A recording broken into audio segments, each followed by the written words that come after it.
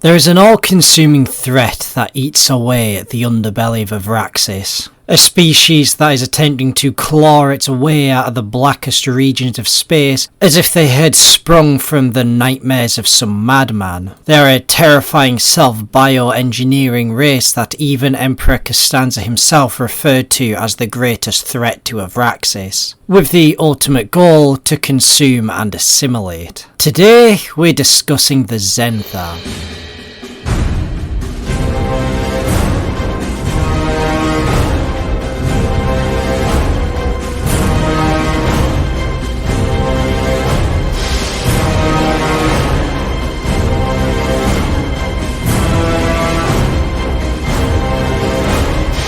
The origins of the Zenthar are unknown. Even the Zenthar themselves don't keep very many records on it. Possible records of the Zenthar's existence date back to before most races even had space travel. What can be extrapolated though is that the Zenthar likely originate from the Veils, and given they're a bioengineered race, it isn't really feasible to actually trace any genetic lineage. Though scientists within the Great Realm widely believe that the Zenthar were engineered and did not evolve naturally. They are an offshoot or possibly a weapon of some sort. Though while the origins of the Zenthar may be unknown, their nature as a living weapon is very clear.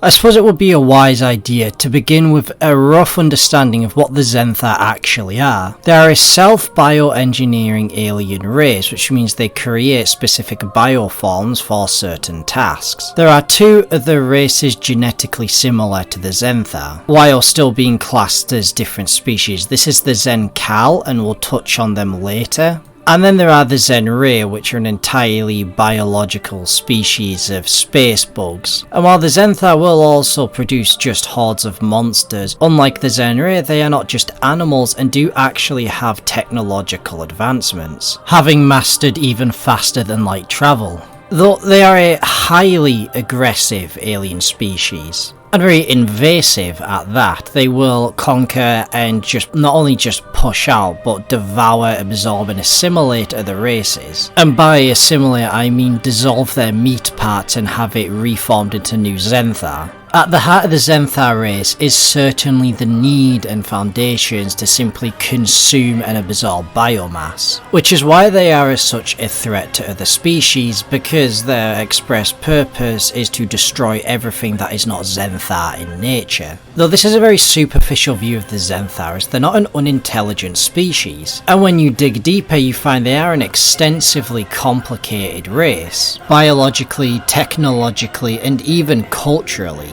Zenthar biology is where we get very distinct from any of the other races in the galaxy. It is widely believed that the Zenthar are derived from the Zenray, and I don't want to get too much into the Zenray as they're going to be a faction introduced in the future. Though to sum up the Zenray, they are a spacefaring alien race that are controlled by a brood ship which produces various bioforms in order to destroy and ravage world for all of its biological matter. Each individual lifeform does not matter, what matters is its general goals as a collective. But the Zenthar themselves are very different and operate differently. They will actually form empires, they are actually intelligent enough to have civilization. So let's take a quick look at their biology. So there are many different groups we could put different variations and bioforms of Zenthar into. The two most distinct categories would obviously be celestial and terrestrial. The creatures that live in space versus the creatures that actually live on worlds. Now with the Zenthar, celestial bioforms are actually exceedingly rare. Zenthar warships are not biological, they are technological in nature.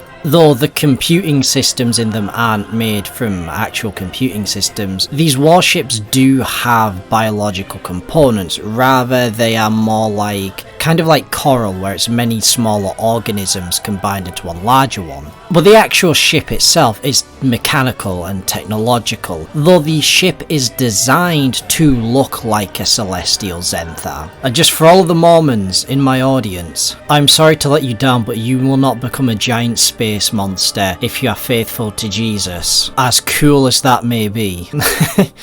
All of the non-Mormons watching my channel are now going to have to research into the Mormon faith to get that joke. But Celestial Zenthar are effectively the spacefaring variants. Though the problem with Celestial Zenthar is that they aren't easy to control. At least not for the Zenthar. The Zenray swarm, or like Zenray brood fleet, will easily be able to control them, but the Zenthar can't. They're able to produce Celestial Zenthar, and they do more so the smaller ones rather than the bigger ones. The primary reason being that the Celestial Zenthar just aren't very efficient in space combat, which is why the Zenthar opt out for actual mechanical warships that are made up of smaller organisms working together. And these warships will usually be the homes for tens of thousands of Zenthar, in fact throughout their entire lifespans. Even the smallest of Zenthar warships may have 60 to 70,000 organisms on board,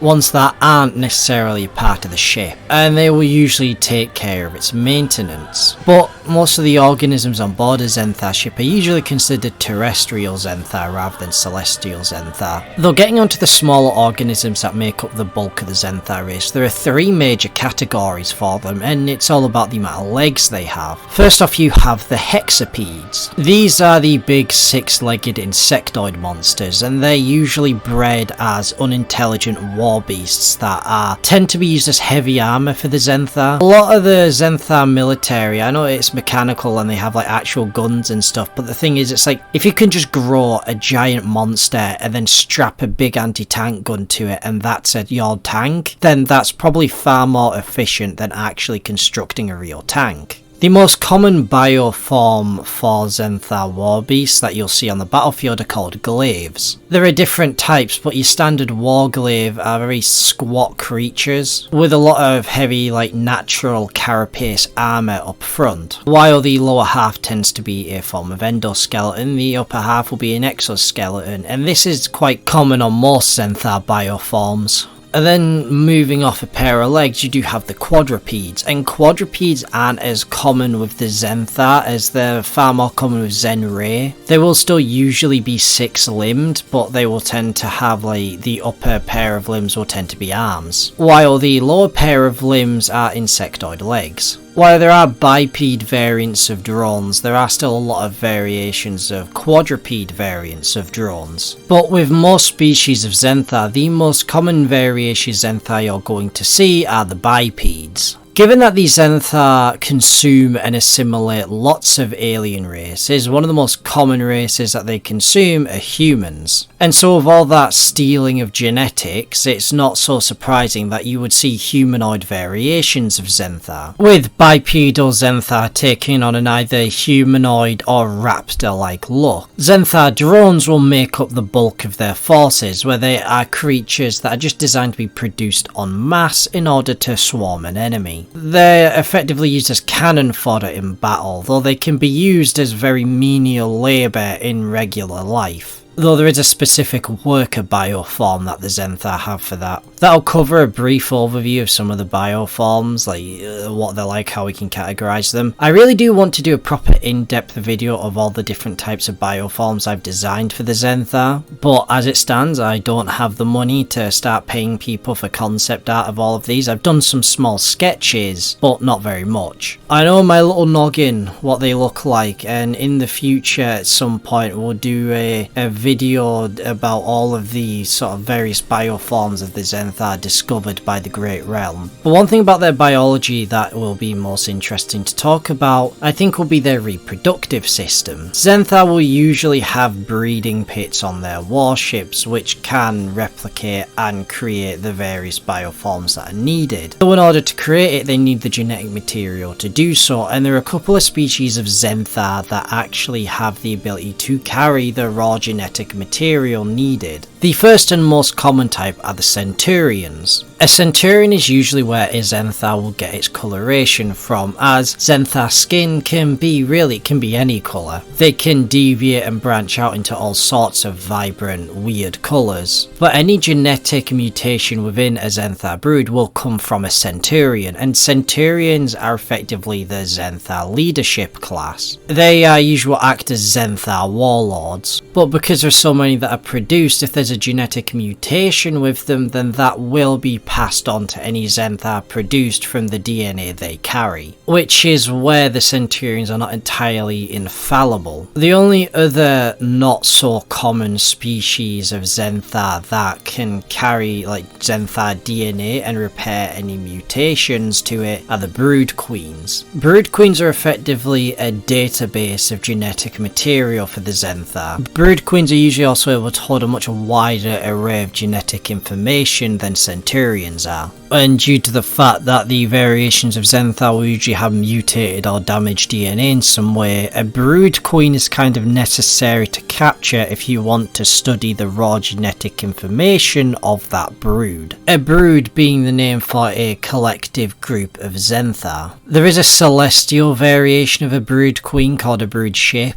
Though this is more of a Zen-Ray thing, as celestial variations don't exist very much with the Zenthar. Though Brood Queens are still a necessary part of the Zenthar hierarchy, though we will get onto their treatment when I discuss their culture. The one thing to note about Zenthar bioforms is that the vast majority of them are designed to be living weapons. Many of them will have thick exoskeletons on their upper bodies, or their fingers will be long and sharp like knives. Like, a Zenthar warrior could probably just stick his hand in your stomach and just disembowel you with one swipe. Not to mention they will usually have very large and powerful jaws that could probably just take your whole head off. In terms of how big they are, well, some of them are actually very small. Zenthar drones are quite small compared to a human. And it's the same with workers. You could probably beat up a Zenthar drone or a worker in a one-on-one, assuming you get around the fact that they have knife fingers. But variations like warriors will be like 6'5" to 7 foot. Their upper bodies around their sort of like chest, collar and back will usually be a thick carapace, completely lacking in any sort of remorse or empathy, with their only goal in mind being to eat you alive. But I guess it's helpful that the Imperial Army gives you a gun to fight them. Though a Zenthar warrior, you may have to dump a whole mag into it before it goes down. Like, Zenthar, especially the breeds designed for warriors, will take a lot to actually kill. Shooting Zenthar in the eyes will usually be able to take him out pretty quickly, of which they have 4 eyes, 2 on each side, with the eyes at the back tending to be larger and directed more to the front, and the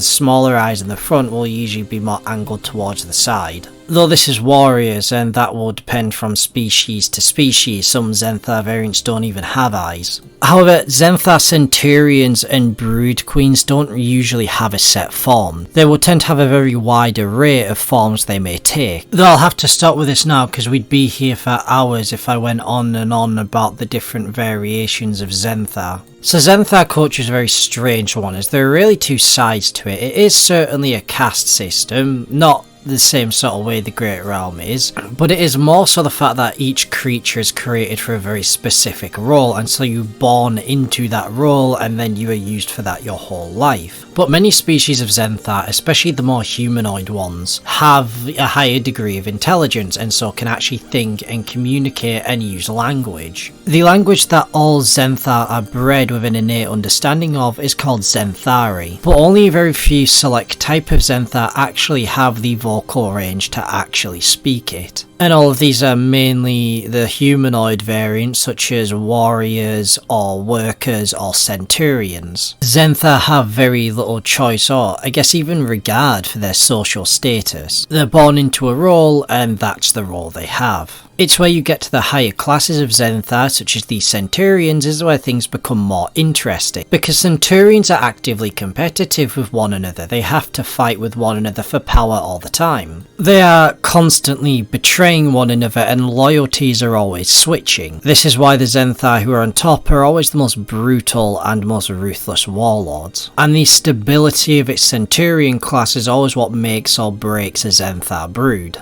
Alliances with the Zenthar are being reforged and reforming all the time. And for this reason, they have an extremely violent culture, even towards each other, where failure is most likely going to get you eaten alive. This is also probably naturally why the higher up you go in the Zenthar chain of command, the bigger and scarier they get. Because, well, you have to be bigger and scarier to keep hold of power. And so the Centurions that are not as big and scary as their other Centurion counterparts will end up being submissive, and you will more often see these variants as common commanders on the battlefield. Though if you're a Zenthar Centurion in charge of a brood, if you're a Zenthar Warlord, then the thought of these guys still really matters, because it's like, well, if they gang up on you, they can also shred you limb from limb. So a Zenthar Warlord does need to ensure stability within his brood. Now, what heavily informs most Zenthar culture as well is the fact that they don't have particularly long lifespans. Most breeds of Zenthar usually only live for around 10 years, except from things like Centurions or Brood Queens, creatures that hold genetic material. They are biologically immortal and will live on forever, up until they're killed by something else, of course. But this brings me on to what is the status of a Brood Queen in Zenthar culture? Well, it really depends, because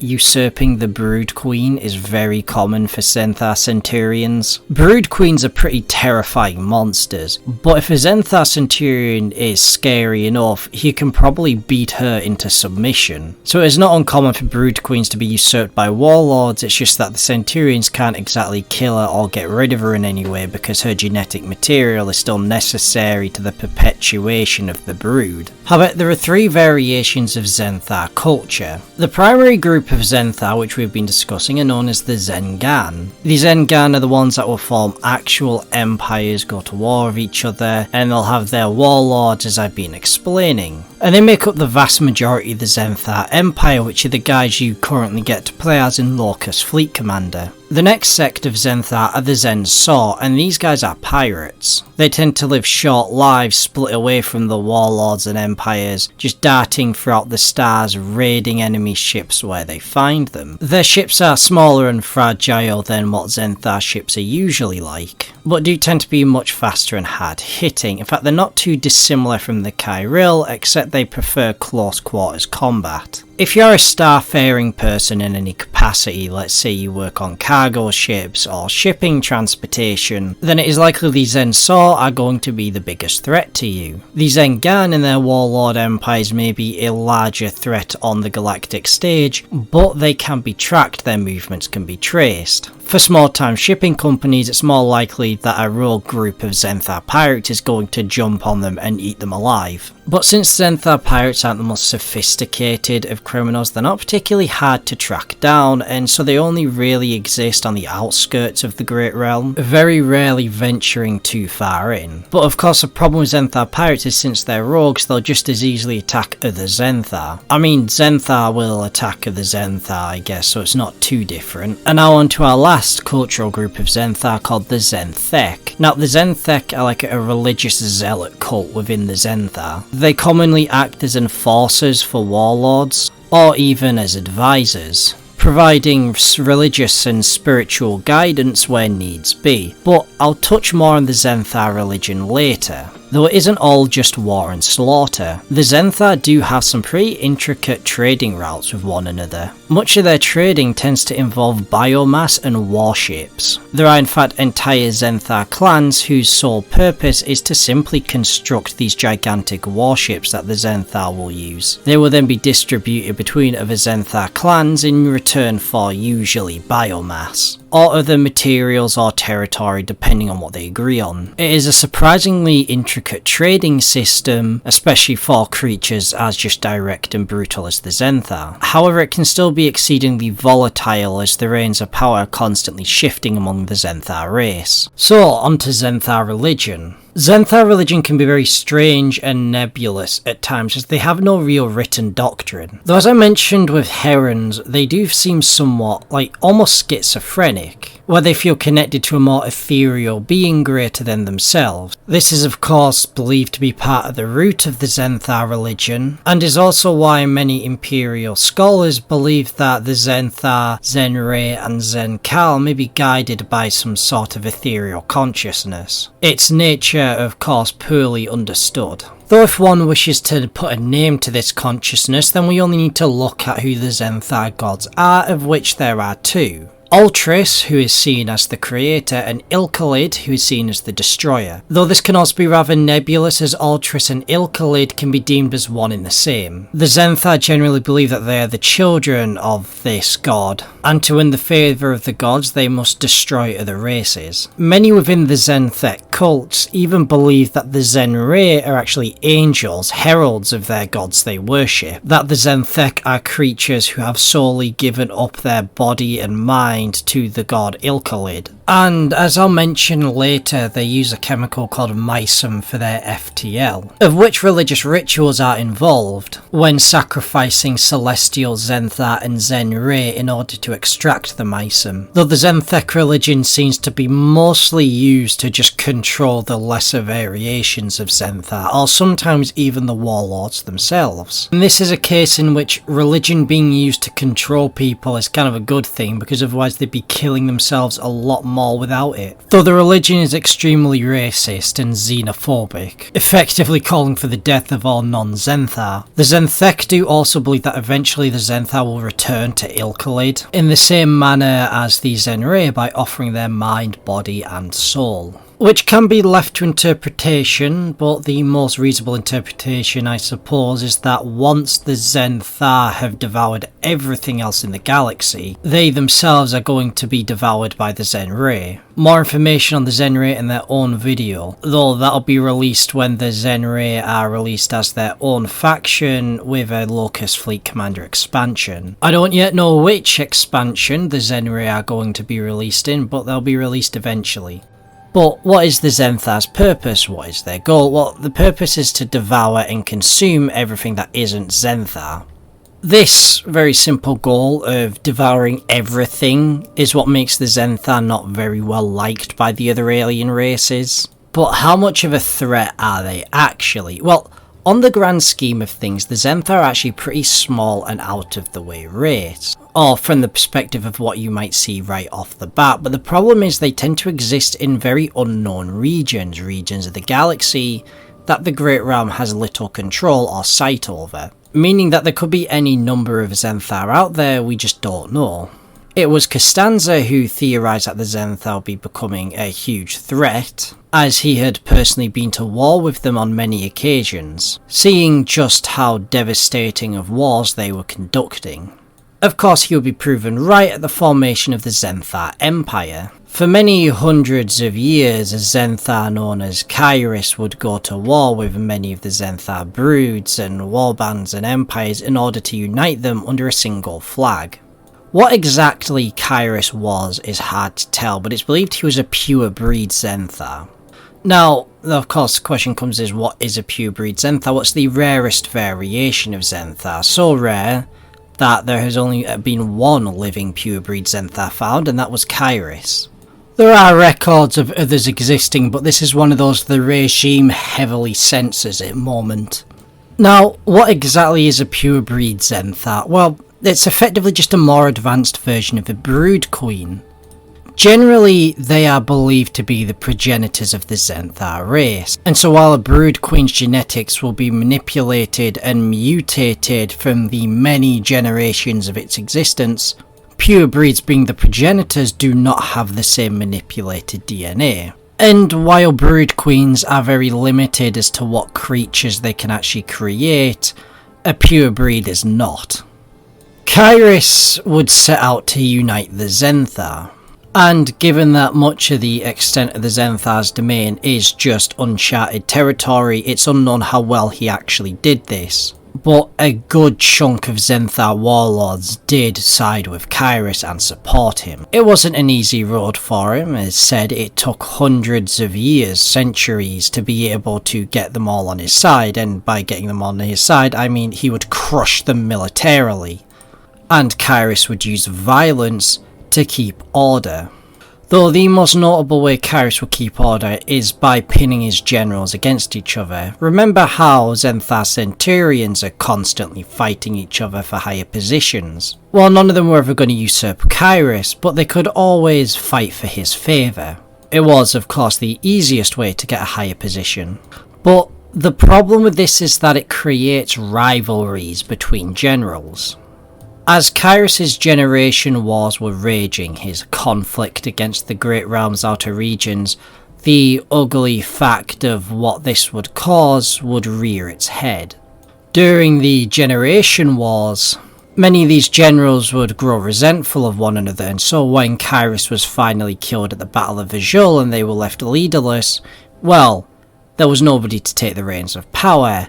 Many Zenthar generals tried, but due to all the rivalries, they just ended up fighting each other. Even in the middle of the Battle of Vajul, many Zenthar generals would be trying to rip each other's heads off, and so the Zenthar forces widely were forced to retreat. The Zenthar Empire was one of the largest threats the Great Realm has ever had to face. While still minuscule in comparison to the Great Realm, it is, well, still rather large as galactic empires come. And it was estimated that the Zenthar Empire may have taken anywhere between 60 to 150 million worlds. Most of these worlds, however, have since been scoured by the Imperial Navy. Though much of these worlds remain deep within Zenthar-held territory, where they are now ruled over by various warlords. Aside from the Zenthar Empire, most groups of Zenthar tend to live in clans or broods, and tend to be scattered all across the outer reaches of the galaxy, though most Zenthar inhabit the Veils, which is the most volatile, unpredictable, and least charted area of the galaxy. And the Veils covers around 10% of the galaxy, meaning it holds around 15 to 30 billion worlds. And Zenthar piracy is a constant problem if you live in this area of the galaxy. Though ever since the collapse of the Zenthar Empire, they have not been that rough of a race to deal with for the Great Realm at large. I mean, they never really have been, they have just been something that kind of nips away and gnaws at it. And then the Great Realm has to backhand whichever warlord is getting a bit too aggressive that day. But on a planet by planet basis, the Zenthar are a huge threat if you have to deal with them. Their warships are large and heavy and will easily rip through more system defense ships. Conquest of a planet will usually be swift, where they will force in millions upon millions of drone units to swarm an enemy, only to then intermix and pile in much larger, heavier units to tear your forces apart. Most biomass on the planets will then be consumed and more often than not fed to the warships. And speaking of feeding their warships, I think this is where we can actually get onto the warships that they have in-game. So currently the faction of Zenthar in-game is the Zenthar Empire, which mainly use Zengan warships. These warships, they are very heavily armoured, but they're very slow, which contends with the fact that while Zenthar weapons are pretty hard hitting, they are very short range. And that accounts for basically all of the Zenthar weaponry. Zenthar weaponry is mainly armour piercing, and those Zenthar broadsides, well, they're nothing to scoff at, though they do also have a few energy powered weapons. I think the main problem with Zenthar is that they are basically designed so that you have to get close to your enemy, but they're also rather slow. But they're a good faction to use if you just want to plow straight to an objective or straight through your enemy. The problem is, your enemy can easily maneuver around your warships. This is why Zenthar warships usually do best when they're grouped together. In terms of specifically what the Zenthar have in game right now, the main corvette you're going to be using is the Stalker class, which is the most expensive corvette. In fact, all the Zenthar warships are pretty pricey, but this is due to their increased armour and firepower, meaning that as a Zenthar player you're not going to be able to field as many ships as your enemy would. The Raider frigate and Torment destroyer are pretty standard destroyer and frigates, though it's the Defiler and the Armageddon cruisers as to where we get a bit more interesting, because they actually have not as many weapon ports as ships of these classes would have. Usually a heavy cruiser would have 2 large weapon ports and something else, as well as like some single weapon ports, but the Armageddon class only has 1 single weapon port and 2 large weapon ports. It doesn't exactly need the extra weapon ports, as they will have enough firepower as is. And as a Zenthar player, less weapon ports mean you can actually keep the points cost of the ship down. So the higher points cost actually somewhat balances out. The slow and short range nature doesn't allow for all that much in the way of variety when it comes to their military tactics. The easiest way to play them is just to ram your ships headfirst into the enemy. The problem with this is that it's very easy for enemy ships to outmaneuver your warships, and so it's best to keep your ships grouped together in packs. And this is where smaller support ships such as corvettes or frigates will come much in handy. So it stands to reason that the most sensible Zenthar tactics would be to use your cruisers to directly target enemy ships or take strategic points, while using your smaller ships like corvettes or raiders in order to try prevent enemy ships from outflanking your larger ships. Which means that while with many fleets you may want to have your corvettes or frigates charge ahead, with the Zenthar it might be preferable to keep them back. Depending on the situation, of course, your tactics may have to change depending on whatever the battle brings up. Personally, I can't really decide if the Zenthar are made to be more hyper offensive or hyper defensive, but every time I've seen someone play them it's always been hyper offense. Maneuverability is probably your go-to in order to crack that tough nut. Being slow and short range, Zenthar will most likely struggle against the Kyril the most. But this then lends itself the problem that the moment the Kyril ship gets in range of a Zenthar warship, it's going to crumple real quick. So it's a mixed bag.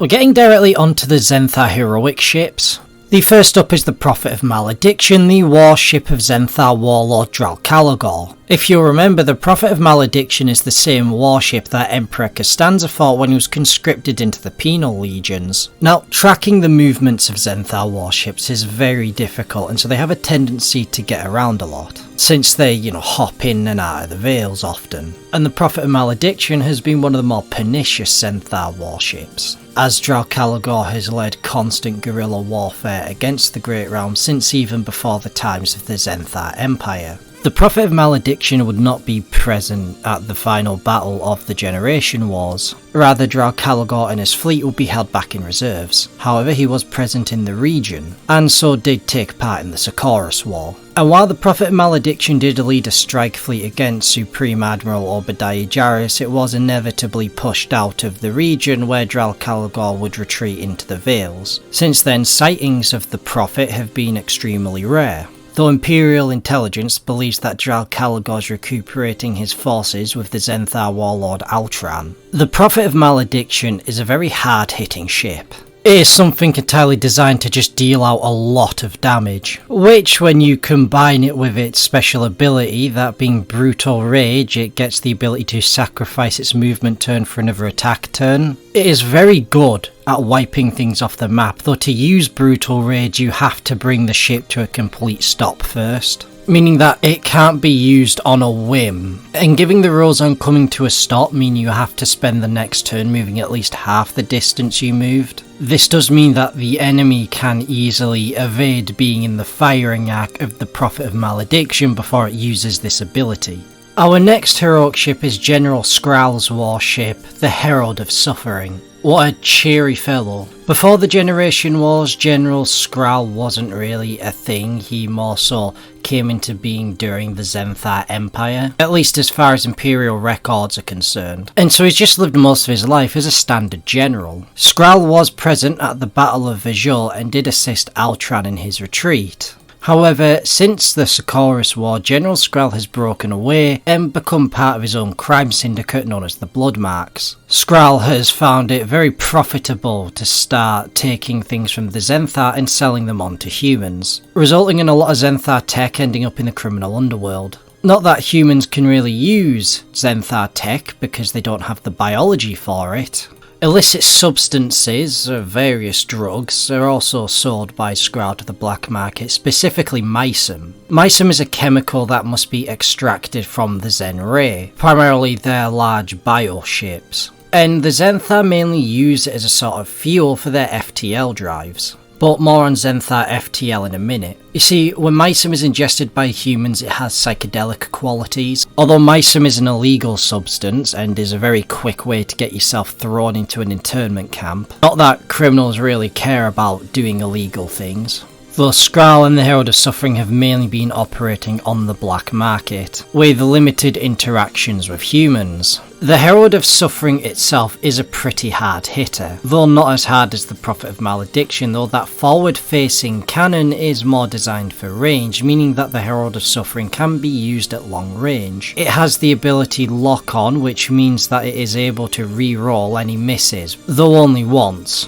Most Zenthar weaponry is usually only around 30cm, though their prow-mounted weaponry can be as far as 60cm, meaning that they've got good range on them. Though while the Herald of Suffering will probably be my choice heroic ship if I was going to play the Zenthar, it is also the most costly warship. Like, if most games are around 700 points, then the Herald of Suffering being at 485, that's far more than half your fleet, that. So when it comes to Zenthar heroic ships, it's probably only worth taking one if you're playing a game with a large points cap. Though what I've noticed about Zenthar ships is that they seem to be weak to high amounts of energy weapons. For some reason, energy weapons just seem to body Zenthar warships. And you remember that while as the Zenthar you can just steamroll your enemies, since your ships are a lot more heavier and a lot more expensive, you will be feeling it a lot more if one of your ships is taken out. The Zenthar are probably the faction that would get the most use out of breachers. Breachers are a single-use marker unit that once they get into a ship, they immediately do critical damage. And so for the Zenthar, being able to knock out your enemy's engines or their firepower would really help in the fact that they require to get close in order to destroy enemy ships. And so I would say breachers are probably more useful for the Zenthar than any other faction. And given the Zenthar's high armor, they're probably pretty useful against the Zenthar too. However, the Zenthar do get a special flagship ability that you can equip to your fleet that does help against breachers.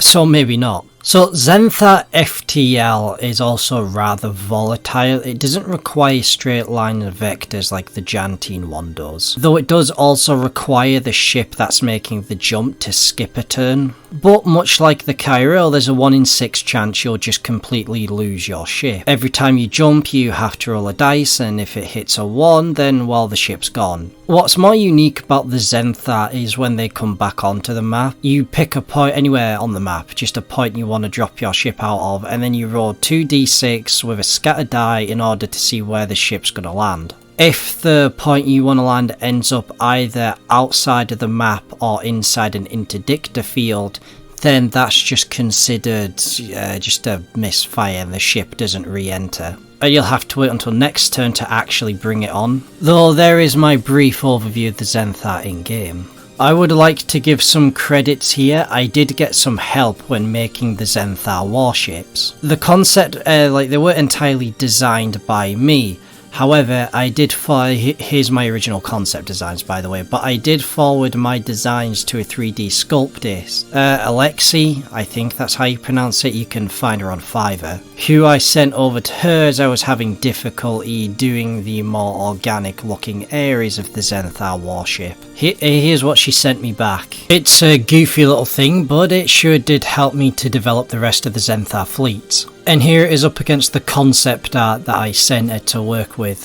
Thank you, Alexi, for your service to the Zenthar Empire. Internal security has been notified and your execution is scheduled for tomorrow. With a very basic summary of the Zenthar out of the way, let us discuss their future and projections. After the collapse of the Zenthar Empire, they're now no longer a particularly huge, or at least not a unanimous threat on the galactic stage. Rather, they've returned to various fighting warbands. However, Altran seems to be carrying on Kyrus's legacy. Altran, who you may remember as being one of the main antagonists in the rules book, is of course not done with his war. After gathering up his forces, he has retreated to the Vales and is preparing to strike back. So the Zenthar may yet once again become a threat on the galactic front. Though as to not waste too much time, I think I'll wrap it up there. The Zenthar are available from the Petty Officer tier of my Patreon. Do hop over to my Patreon and consider it. And I do wish I could have showed off a lot more of the depictions of Zenthar bioforms. But as I make more money from Locus, I'll be able to sink more cash into concept art. I mean that sometime in the future there'll be a video discussing the Zenthar bioforms. But I think that sums up my brief overview of the Zenthar. So dear viewers, I will catch you next time.